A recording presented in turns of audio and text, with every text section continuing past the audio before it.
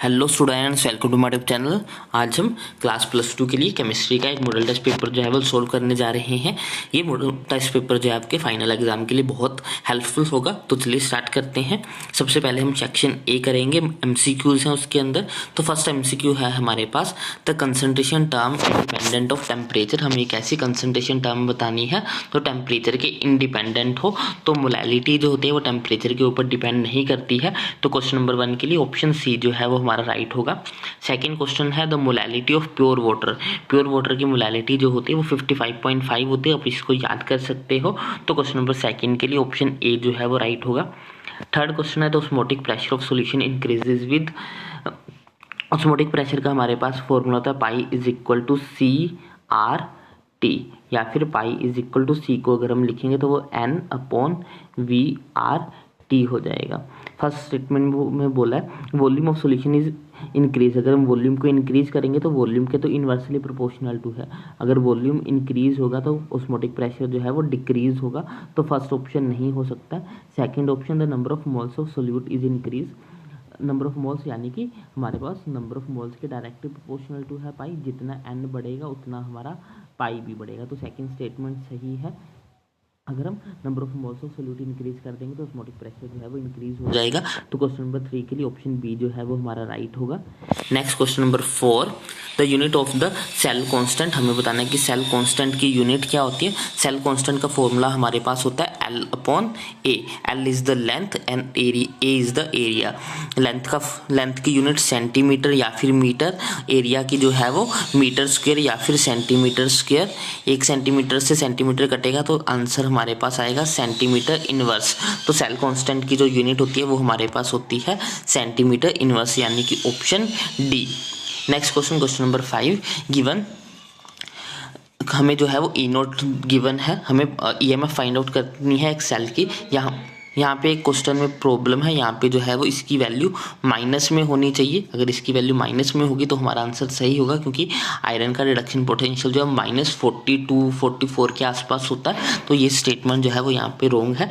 अगर हम यहाँ इसको सोल्व करेंगे नर्नेस्ट इक्वेशन लगा के, नर्नेस्ट इक्वेशन के अकॉर्डिंग ये हो जाएगा हमारे पास E cell is equal to होता है हमारे पास E naught of cell minus 0.059 divided by number of electrons into log of product upon reactant. तो ये फॉर्मूला लगा के हम इस क्वेश्चन को सोल्व कर सकते हैं, लेकिन ये स्टेटमेंट जो है वो गलत है। लेकिन अगर हम यहाँ पे माइनस लेंगे तो माइनस लेने के बाद जो हमारा आंसर आएगा वो 0.26 आएगा।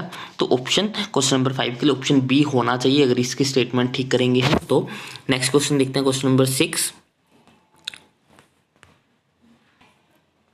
क्वेश्चन नंबर 6 है हमारे पास, the unit of rate of reaction is same as that of the rate of constant. हमें बताना है कि किस ऑर्डर ऑफ रिएक्शन के लिए जो है वो उसका रेट ऑफ रिएक्शन और रेट कांस्टेंट जो है वो दोनों की यूनिट सेम होती है। तो हमारे जीरो ऑर्डर रिएक्शन के लिए रेट ऑफ रिएक्शन की यूनिट भी वही होती है और रेट कांस्टेंट की यूनिट भी सेम होती है जीरो ऑर्डर रिएक्शन के लिए। आगे है आर्नियस इक्वेशन। इनमें से आर्नी इक्वेशन का एक्सप्रेशन सही वाला जो है वो बी है, k is equal to A exponential of minus A upon R T.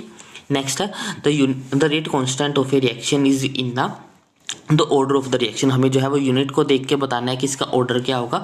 तो एटीएम इनवर्स सेकंड इनवर्स जो है वो हमारा सेकंड ऑर्डर रिएक्शन का की यूनिट होती है। तो क्वेश्चन इस क्वेश्चन के लिए ऑप्शन बी हमारा राइट होगा। ये रिएक्शन जो है वो हमारी सेकंड ऑर्डर रिएक्शन है, क्योंकि ये जो है वो रेट कांस्टेंट की यूनिट सेकंड ऑर्डर के लिए होती है हमारे पास। नेक्स्ट है aldehydes with aldehyde which undergo Cannizzaro reaction. Cannizzaro reaction जो है वो ऐसे एल्डिहाइड देते हैं जिनके पास अल्फा हाइड्रोजन प्रेजेंट ना हो। एल्डोल रिएक्शंस वो देते हैं जिनके पास अल्फा हाइड्रोजन होती है, और कैनिजारो रिएक्शन वो देते हैं जिनके पास अल्फा हाइड्रोजन नहीं होती। तो इसके पास भी अल्फा हाइड्रोजन है, इसके पास भी अल्फा हाइड्रोजन है, यहाँ पे अल्फा हाइड्रोजन नहीं है। तो इस क्वेश्चन के लिए ऑप्शन ए जो है वो हमारा राइट ऑप्शन होगा। Next, when aldehyde is reduced to alkane by the use of zinc amalgam and HCl the reaction is known as. तो इस रिएक्शन को हम जो है वो क्लम्सन रिडक्शन बोलते हैं। तो ऑप्शन बी इसके लिए राइट होगा। क्वेश्चन नंबर 10 के लिए ऑप्शन बी हमारा राइट है। नेक्स्ट है which of the following is the strongest acid. ये सारे कार्बोक्सिलिक एसिड्स हैं और कार्बोक्सिलिक एसिड्स में फॉर्मिक एसिड जो है वो सबसे ज़्यादा स्ट्रॉन्ग होता है, तो ऑप्शन ए इसके लिए राइट होगा। Iodoform test is not given by. Iodoform test जो है वो हमारे एल्डिहाइड भी देते हैं और कीटोन भी देते हैं, तो अल्कोहल जो है वो इस टेस्ट को नहीं देगी, तो ऑप्शन ए इसके लिए राइट होगा। Next question, ether as ether किसकी तरह बिहेव करते हैं। ईथर जो है वो हमारे लुईस बेसिस की तरह बिहेव करते हैं, तो इस क्वेश्चन के लिए ऑप्शन बी जो है वो हमारा राइट होगा।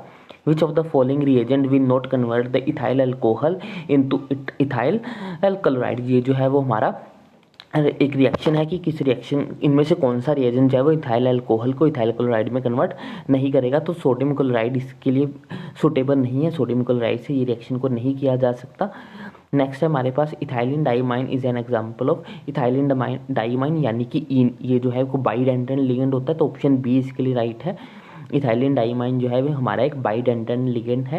What kind of isomerism is exist in between them. हमें दो कम्प्लेक्सेस दिया है, हमें बताया कि ना कि इन दोनों में से कौन सा, इन दोनों के अंदर कौन सा आइसोमेरिज्म जो है वो एग्जिस्ट करता है, तो इन दोनों के अंदर जो है वो सोलवेट आइसोमेरिज्म जो है वो एग्जिस्ट करता है, क्योंकि वाटर मॉलिक्यूल एक में अंदर है और एक में बाहर है, तो ये दोनों असोलवेट आइसोमर्स है।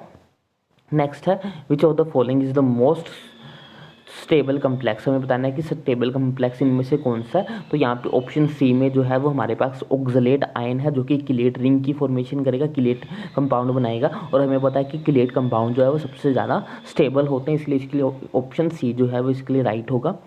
नेक्स्ट हमें इसकी नेमिंग करनी है। हमें एक ऑर्गेनिक कम्प्लेक्स दिया है, इसकी नेमिंग पहले इसकी ऑक्सीडेशन स्टेट निकाल लेते हैं। तो ऑक्सीडेशन स्टेट अगर निकालेंगे AgX हो जाएगा, प्लस साइनाइड की -1 होती है, 2 है तो ये -2 हो जाएगा, इक्वल टू में इसके ऊपर ओवरऑल चार्ज, यहाँ पे K पे पॉजिटिव, यहाँ पे K इस पे नेगेटिव होना चाहिए, तो ओवरऑल चार्ज इसके ऊपर -1 आ गया। X इज इक्वल टू हमारे पास -1 प्लस 2 यानी कि प्लस का 1, तो इसकी ऑक्सीडेशन स्टेट तो जो है वो प्लस में होगी, तो इसका नाम पहले हम पॉजिटिव आयन का नाम लिखते हैं, यानी कि पहले आएगा पोटाशियम डाइसाइनो एग्रेनेट 1। ऑप्शन सी जो है वो इसके लिए राइट होगा।